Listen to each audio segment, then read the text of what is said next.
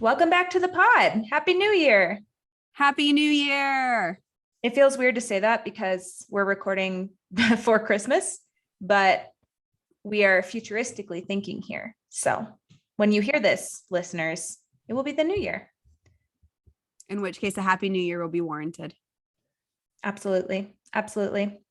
So we're going to start off our conversation today with shit that was hard this week. We think that might be our recurring place we'll always start because we're about getting into the real and the hard here on the pod, and having your own business is not always rainbows and butterflies. So Morgan, what was hard this week? First off, I love this check-in topic. I think having this be a recurring check-in topic will be fabulous because this is a place for us to share all the shitty stuff that happens as entrepreneurs. The shitty thing that happened to me this week is actually happened last Friday for the first time when we were recording. And that is my laptop started malfunctioning this week, where anytime that I opened my laptop beyond kind of the halfway point to get it fully open, the screen would just go black. So if you're watching YouTube, I'm currently sitting on my bed, which is not my usual place to record a podcast because I had to mail in my laptop. I actually kept my old laptop from college at my parents' house, drove out, grabbed that, realized that the hardware for Wi-Fi isn't installed on this laptop, which how that happened, I have no clue. So I'm plugged into an Ethernet port and I am not able to reach my desk with the Ethernet cable. So I'm sitting on my bed recording this podcast. I thought you just wanted to be comfy. That too. It's not a bad thing. I can't even envision which computer you have that is an Ethernet computer, but that's awesome that past Morgan set you up to have a backup. So pat on the back for past Morgan. Way to go. Look at this future planning right there. That's what this is. What about you? What was shitty for you this week? What was shitty for me this week?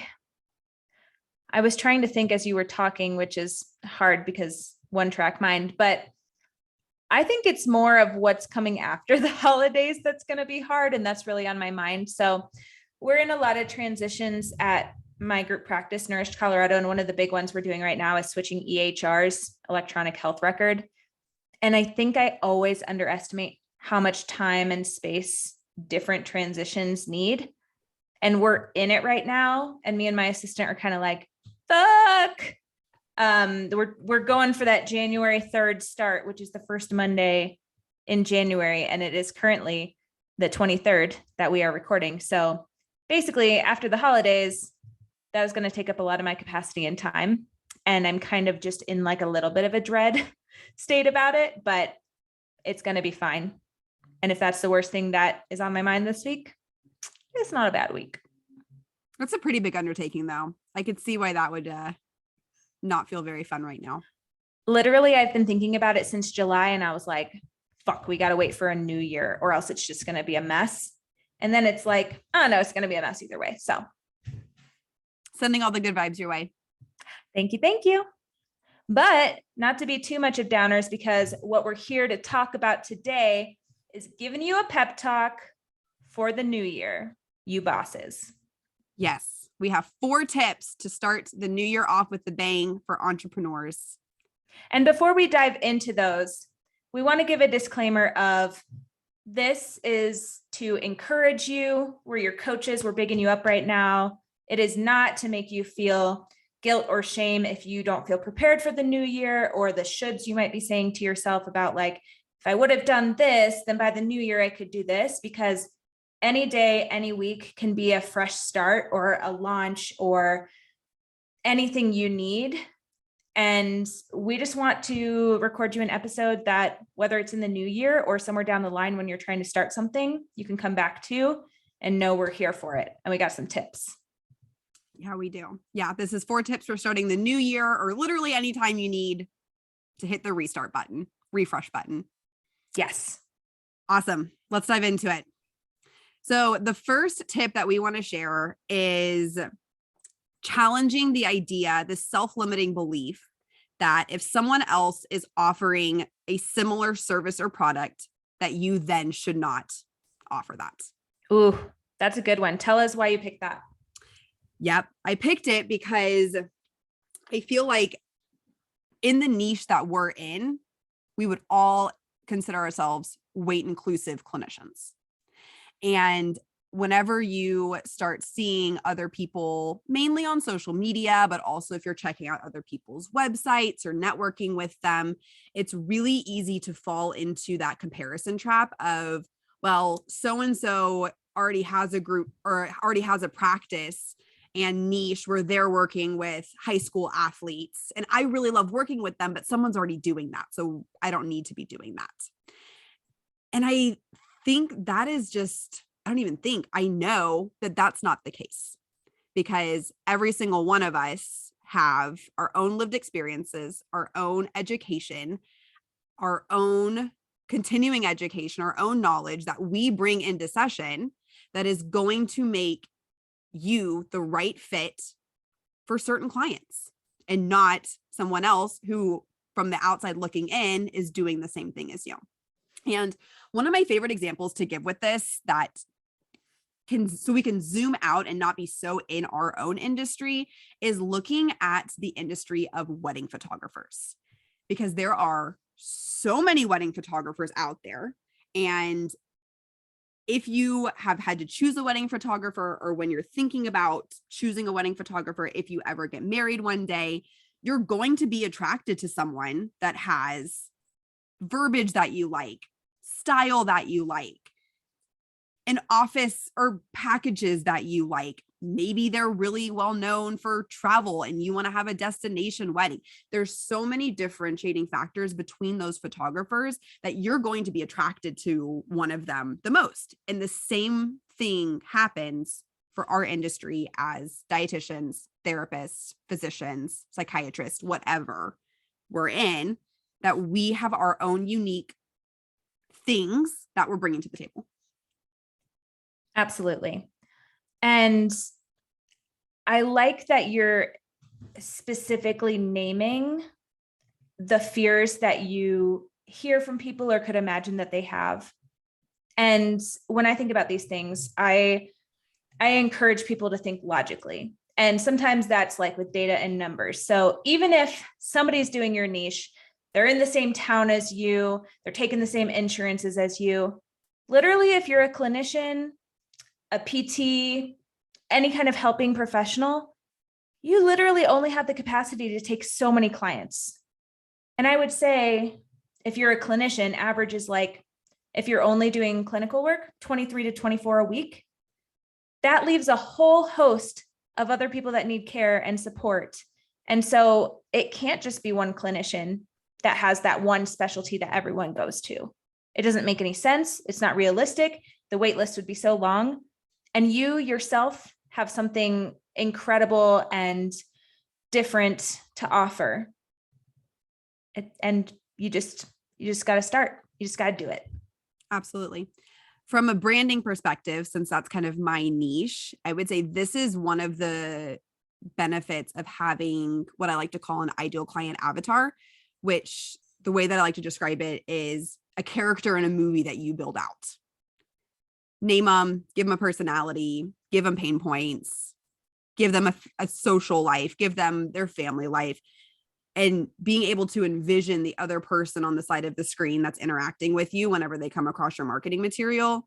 Because if you're talking to that one specific person and really honing in on their pain points, it leaves a lot less room to compare yourself, because you know the exact type of client that you're trying to attract to your practice. Absolutely. And it goes back to the grass not being greener on the other side and focusing on your own garden. When we're pulled to look at what other people are doing and comparing ourselves and wondering, like, we're offering the same thing, why would someone choose me? That's not doing any productive work towards actually bringing the clients into your practice. And so how can you create your messaging and the ways that clients find you to connect with your clients versus wondering what other people are doing? Absolutely. So tip number one, check yourself whenever you start comparing yourself and know that you have incredible gifts to bring to the clients that are meant to work with you. Yes. Tip number 2, schedule in intentional time for dreaming and scheming. I love that rhymes. We're smiling because we're definitely going to get shirts made with that on one day. That's going to be our new merch. And it's so fitting to both of us as well, of dreaming and scheming. And I imagine if you're listening to this, it probably relates to you too. Sometimes I wish I could just dream and scheme all day, like just come up with all the ideas and play it out in my head, but then never execute. I am right there with you. That is my dream life. Like, let me strategize all this and then pass it off to someone else to bring it all to life. Absolutely. We're The both best. visionaries, which has been awesome and good challenges for us with executing a podcast. So, but yes, scheduling that intentional time. Why is that important to schedule it? In the day-to-day, we are most likely getting caught up in working in the business. And when we're working in the business, we don't have time to then look at the bird's eye view and see where we actually want to go. So having that intentional time set out during the week to work on the business helps us in pushing our goals further and making sure we're reaching the goals that we have set for ourselves. This was one of the best things that I've done for whenever I quit my full-time job and started working for myself. When I made my schedule, my Wednesdays are my flex days. If you've listened to any episode before this, you know it because I share it all the time. And what that is for me is intentional time to not be sitting at my computer all day, where it provides space for me to have my head in the clouds, for me to think about what's to come, for me to review what my quarterly rocks are, what I want to accomplish. And it helps me stay on track because I look at what I want to accomplish that quarter. Then I narrow it down into, of the 3 months this quarter, what do I want to accomplish this month? And that's still pretty big picture stuff that I'm then able to go and break down into what do I need to get done by the end of the week for the next 4 weeks. And so having that intentional time allows you to just breathe, step out of the business, all of the emotions that come with running a business, and just allow you to keep your, not eye on the prize. I don't know why that's the first thing that came to my mind, but kind of your eye on the prize of where you want to be in a few years. If you're working for yourself, like there's other personal values, hopes, and dreams that you're now going to be able to achieve with the freedom and flexibility of being an entrepreneur. So getting to keep those in check and reflect on what you're doing in order to reach those goals. Absolutely. Okay. So tell us, what kind of things can somebody do specifically in their dreaming and scheming time versus what they should not do in that time? Like, what is working on the business versus working in the business? That's a great question. I usually head to a coffee shop that I know will be a source of inspiration. So I would say making sure you're in an environment that doesn't feel like work. So if you have an office space, don't have this time being in your office space. Get out somewhere, whether that's going for a walk, going to sit at a park, going to a coffee shop, something other than the day-to-day norm. Within that, for me, I usually write down my 5 personal values and then just do a little bit of a brain dump of what kind of things am I working on, or what kind of things do I want to implement in my business that are in alignment with those values. It looks different every time. I really tried to streamline this process the beginning of the year and it didn't work. I always start with my 5 values. That's a given. But sometimes it looks like mantras that I need for the week. Sometimes it looks like manifesting what I want my life to look like and just rewriting what my 3-year personal vision is to keep that in check and keep me motivated. Sometimes it's walking around the neighborhood that I live in because it's my dream to live there one day and the houses are really fucking expensive. And so even just walking around in that area of like, I want to own a house here one day. And that's encouraging me to then build out the business. What does it look like for you? Sorry, I was just giggling because I'm imagining the people living in those houses watching you through the window, and they're like, there's Morgan again, drinking her iced latte and being creepy in the neighborhood. Probably. I walk around there a lot. I'm just kidding. I love it. I love looking at like old houses and thinking about living in them. Although I'm one of those people who really doesn't have a lot of stuff, doesn't want to stuff. I feel like if you have a big, beautiful house, and I'm painting a picture of what these houses actually look like, I'm imagining old homes. I feel like you got to have a lot of stuff to like in each room. And so I like the idea of the old house, but when I think about me actually doing that, I'm like, that would be a lot of upkeep. I definitely have to collect more things. I'm currently in 360 square feet. Which is incredible. That's like an IKEA spread. I think about the rooms at IKEA. It's kind of what it feels like. Yeah. Okay. So like visionary time essentially is what we're speaking to with dreaming and scheming. What I like to do in that time is, I guess actually, can I speak to the things that shouldn't be done in that time that I used to do in that time? Absolutely. Okay, cool. So for me, Mondays are my visionary time, the first half of Mondays, and also a few hours in the morning on Tuesdays. By the end of the week, I'm just like, nope, no brain space to dream. I like to start my week off with a slow start, intentional. So that's when I'm doing my dreaming and scheming. In that time, I used to answer emails repetitively, like check my email, scroll through social media, see what other people are doing, and just being pulled in so many directions. And that is not using the dreaming and scheming time effectively at all. And it doesn't give you the blank space to see what your brain comes up with. You're just kind of consuming other people's content. And sometimes that can be helpful, right? Listening to an inspirational podcast or listening to an audiobook about business, that can be part of your dreaming and scheming time. But when it kind of falls into what we were talking about with number one of comparing and seeing what other people are doing and not focusing on yourself, not helpful in dreaming and scheming time. At all. I'm right there with you. I deleted email off my phone because I noticed I was going and clicking on it every single morning, like before I even got out of bed. And then on Wednesdays, I don't open my email until at least like 2 p.m. most Wednesdays. I love that. That's brilliant. And the first few times that I did it, anxious as fuck. I was like, oh my God, I'm missing things. My clients need me. Such an emergency. What fires do I need to put out? But with that intentional dreaming and scheming time, you have to protect that brain space.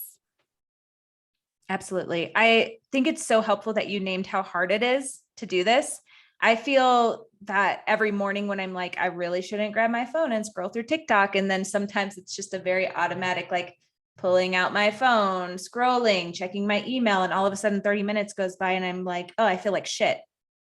And it's the same thing when you're trying to use that time intentionally for dreaming and scheming. Yep. So that's number two. Tip number two, schedule intentional dreaming and scheming time for you and your business to work on your business and not in your business. Absolutely. And that's the time to really look at those big long-term goals that might feel like a feat to get to. And so tip number 3 is actually set some goals, like short-term goals that help you get to those big goals. And so the importance of goals, and I interchangeably want to use the word intentions with goals because sometimes goals can be definitive of like, if I don't get this done by the end of the month, I suck. It's used as a tool of criticism and judgment, and that's not what we're doing here. But we do want to set some intentions so that we have a direction to keep us in alignment with our vision. And so it's the idea of direction all. As entrepreneurs, we're pulled in so many different directions, whether it's putting out fires or having all these ideas, chasing a shiny thing, wanting to have our hand in all the cookie jars, like Morgan says. And being direction all can make us feel directionless because we just get overwhelmed and don't even know where to start and get into analysis paralysis. So we do need to find some direction and some focus. And when setting goals or intentions, I think it's important to think about what is actually realistic. I know for me, I can pull out one of those line sticky notes and fucking write for days what I intended to get done and like not even make a scratch on it and then feel like, ugh, dang, what happened today where I didn't get the things done? And a lot of the time, I'm a time optimist. I think I can squeeze in more things than I can. And I feel like you have to go through that to know what you actually can accomplish versus setting yourself up for failure. And something I actually am taking from one of my employees, Meg, who's awesome, is the idea of 3. So for her, she kind of framed it in like, I need to do 3 things a day. Here's my big 3. I'm going to get them done. Anything else is a bonus, but 3 things, I can handle that. And I want to take that a little step further if you like numbers and like having that intention of these are the goals I can get done. So what are 3 things that you need to do today? What are 3 things that are going to get done this week? 3 things that are going to be done this month? And how are those all going to push you towards those quarterly goals? And I think it takes some time of practice and really prioritizing what those goals should be.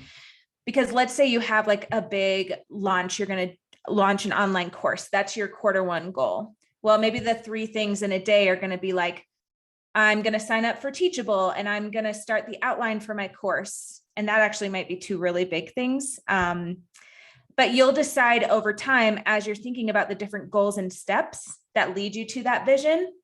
And you'll be able to decipher like what is doable in a day versus what needs to be the intention of the week.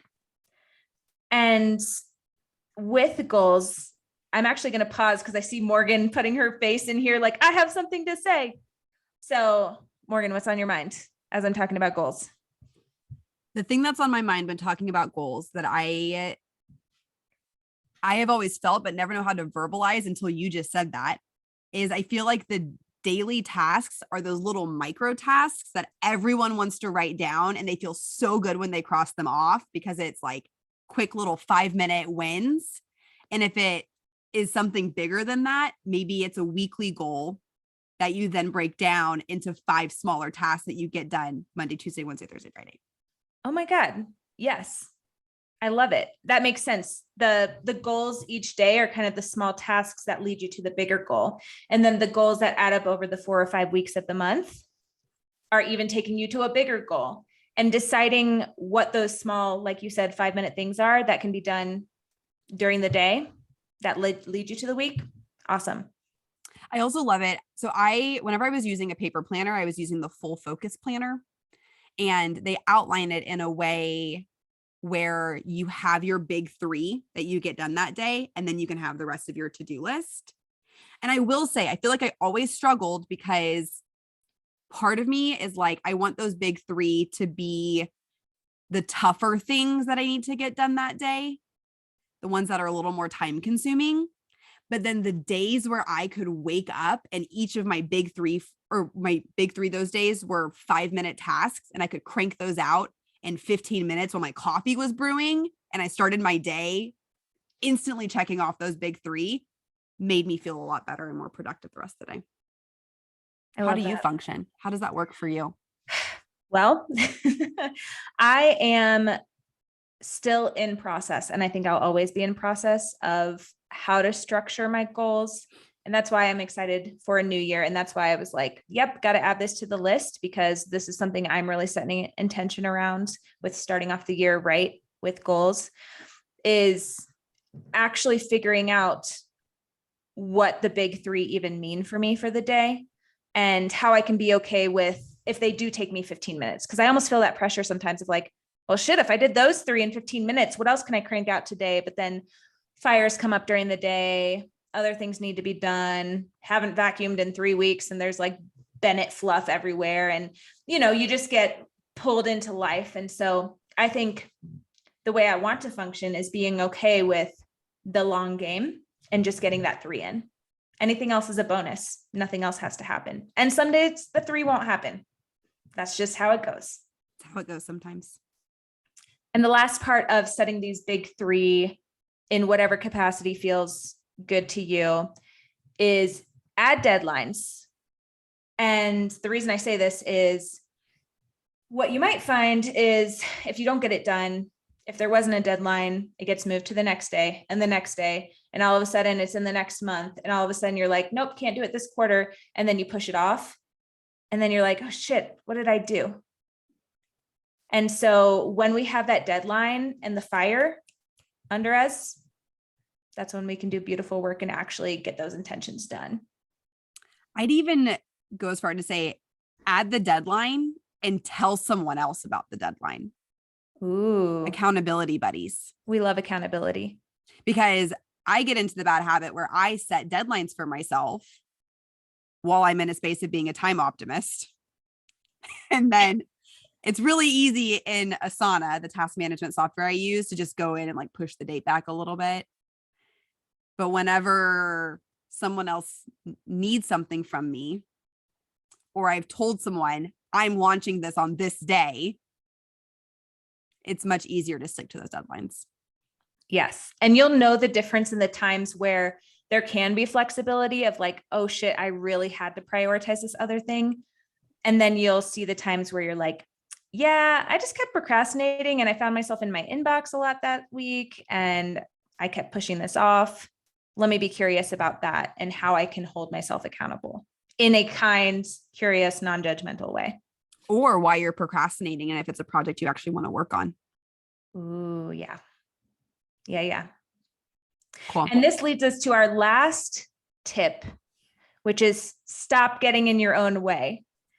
Whether that's not taking accountability in a kind way for sticking to deadlines, whether it's imposter syndrome that has you spiraling and puts you in that analysis paralysis mode of why should I do this? Someone else is doing this. Who am I to do this? And getting lost in those thoughts rather than taking action.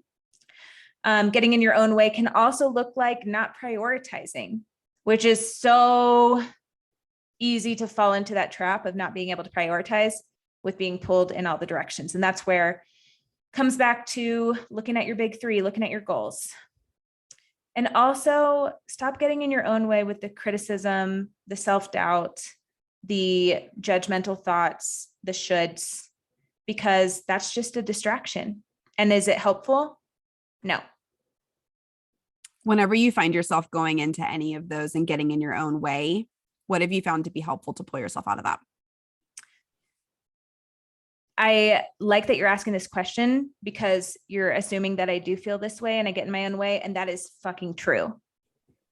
I am one of and I think that's why we made this list, right? Because we've been there, we get into those spaces and we'll continue to dabble in and out of those spaces because that's just being a human. It doesn't matter how quote unquote successful you are. Things can trigger you. Things can bring you back into those spaces. So the way that I get in my own way the most is not prioritizing and not staying focused. Part of that is having ADHD. And part of that is being a chronic procrastinator because things like checking my email and social media tell my brain I'm being productive when I'm actually not. And so the way that I get out of that is I actually, let's say I'm scrolling through social media and I notice I'm doing that, I'll literally like throw my phone under my pillow. Cause it's usually when I'm like on my stomach laying in bed and I'm like, scroll. And then I'm like, I feel like I could have used this time for something else. Frustration, but not self-judgment, throw my phone. And then I get up and move. So whether I go for a walk around the block or I just change my environment and change task, that really helps pull me out of it. Because sometimes when you recognize you're in it, you can just be like, keep scrolling, which is getting in your own way. What about you? I'm over here nodding. I do the same thing. I have to change spaces, whether that's going outside, whether that's going for a walk, whether that's going to get an afternoon coffee or morning coffee, depending on when it happens. Like just getting out, and it's kind of like a midday reset for me. And then whenever I have to go through that, because it happens to all of us, regardless of how many books we've read and courses we've taken and podcasts we've listened to about how to be the best entrepreneur we can be. we're human. We're going to fall into those patterns. I would say the ones that I struggle with or get into the most are comparison trap for Mm-hmm. sure. Usually when that happens, I will journal and reflect on my 5 personal values. I know I've mentioned that a bunch. I keep going back to those because I know that the people that I'm comparing myself to probably have very different personal values than I do. So checking in on my own and knowing that what I'm doing is helping me live in alignment with those. And yeah, changing the environment. I would say comparison trap is one. The other one is prioritizing my time. New projects are always way more fun for me to work on. Having to do things that are monotonous fucking suck. So usually whenever I'm having a hard time prioritizing, what I have found to be most helpful for that is meeting up with a friend at a coffee shop who's also working on their own stuff. There's something about being in a coffee shop environment where everyone has their own headphones on, cranking shit out, and you don't have to be social, but you're around other people. Really helps prioritize things for me. Absolutely. I think the other one that I really struggle with when it comes to getting in my own way is imposter syndrome sometimes. I think that really comes up for me in business coaching, I'll be honest, because, I've been doing it for 2 years now. I help group practice owners build their values-based group. And sometimes I'm like, who am I to do this? Like, who let me do this? And sometimes it's in a fun, playful way, but other times I'm like, oh gosh, like, am I providing value? Am I helping people build their groups in the way that they want? Like, what does my work even mean? And to help me get out of my own way, I kind of take inventory of the people I have helped and what that actually looks like and the tangible evidence that shows like I'm being helpful. And I think about people who have hired multiple employees this year and people who have shared wins with me and thanked me for my work with them. And it kind of brings me back down from the existential feelings that come with imposter syndrome. And that's how I get out of my own way. Yep. I'm curious because this comes up for me a lot. I feel like for a handful of years, like between my dietetic internship and maybe like 6 months ago, people liked to comment on my age a lot of being an entrepreneur and doing this type of work, being in my 20s. So young, quotes, air quotes. Yes. And that fucked with my head. I think back to whenever I was in my early to mid 20s and like, we're sevens, we're optimists. The world is our oyster mentality, right? And something in that shifted over the last few years as more people made comments about being young. And I'm going to name that for imposter syndrome. Whenever I think about the service I'm providing or products I'm providing, I feel really good about them. And then I think about my age and I'm like, am I too young to be doing this? Have you ever felt that? Yep. It's funny too, because there's privilege too in starting young and being a young entrepreneur. 100%. And then there's also the not feeling like you're taking seriously, which then feeds into imposter syndrome. And then there's other layers too of like not being old white men that feed into imposter syndrome because that's the representation we see of people being entrepreneurs. So yes, I think I've learned to separate that because I have built up my confidence and because I've been in it for a while. I mean, I've been an entrepreneur in the weight inclusive space for next year will be 5 years, which is just fucking insane. And so I think because now I have some of that time under me, I'm like, yep, nope, I'm rocking it out and I love being here and I am an entrepreneur. Yeah, absolutely. So if you're listening to this and you're like, you're feeling that too, of that ageism, reverse ageism almost, we feel it too. And you should definitely keep pushing through, because just because you're young doesn't mean you don't have a shit ton of value to bring to the space. And I would also argue it works the other way too, of people thinking they're too old or that they've passed the time where they can start a business or be an entrepreneur. And to that, I say, fuck that as well. Absolutely. Absolutely. So those are our 4 tips to start the new year with a bang. If you're an entrepreneur, our little pep talk. Screw self-limiting beliefs that you can't offer the same thing that someone else does. Make sure you schedule intentional dreaming and scheming time. Set goals, especially focusing on those big 3, and stop getting in your own way. We are here for your weight inclusive business. We're cheering you on. You fucking got this. 2022 is going to be an incredible year. It's going to be hard and good. And let's make some moves in your business. We are here for it. If you ever need a pep talk, reach out to us on Instagram. Happy to send you a little voice note encouraging you from either Houston or Denver or wherever we are at the time. If you like this episode, make sure you go and leave us a review over on Spotify or Apple, and we'll see you next week. See you next week.